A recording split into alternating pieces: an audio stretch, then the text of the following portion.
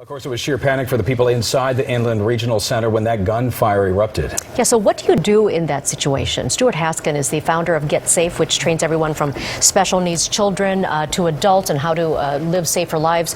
Thank you so much for being with us. And we understand your company has some ties to the victims, or some of the victims. Yes, our agency has taught numerous times thousands of students of the regional center, as well as worked with some of the staff. And actually, our caseworker was there 15 minutes prior, working with a client, and left and encouraged the client to leave. And as the client was leaving, SWAT was going in. And then we worked with Daniel, the coffee shop owner, who was shot and killed, which is a shame. Wonderful man.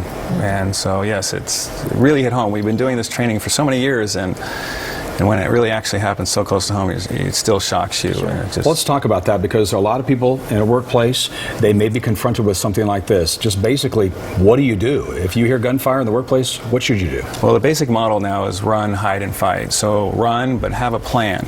I mean, we know how to do something if the fire alarms go off. We have a drill. Understand where the exits are. Have a plan of escape, and a couple of them.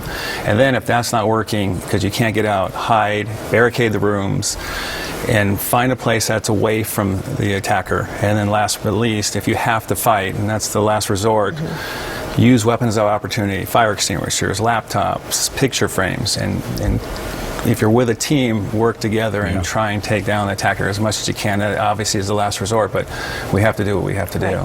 Now, there's a video from inside the center of a San Bernardino deputy that's taking the internet by storm. The deputy actually offers to take a bullet for the people he's rescuing.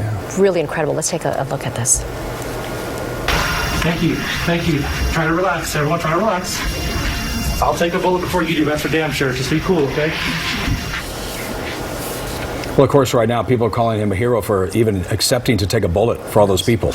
And so you have a law enforcement background. What was that officer trying to do? I would assume calm these people? Yes, of course. He's trained to be in that situation. This is fight, flight, or freeze, and most of the people have never been in that kind of situation. And what he did is the mindset of every officer going in. You know, you saw the lieutenant who was going to his lunch break, and all of a sudden he stopped first on scene. That's their mindset, and they're there to protect, and he wanted to reassure them so they can keep moving, because they had to keep it going because they weren't contained. You know, the first responding officers said it was difficult getting the first 50 people out of the building. They were in such shock, they weren't even taking direction from police officers. What do you do if you're in a situation and help comes?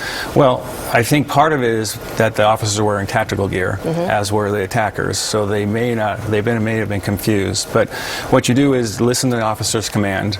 It's going to be different as the officers come in. As they said, they can't triage right there. They have to go and neutralize the shooter.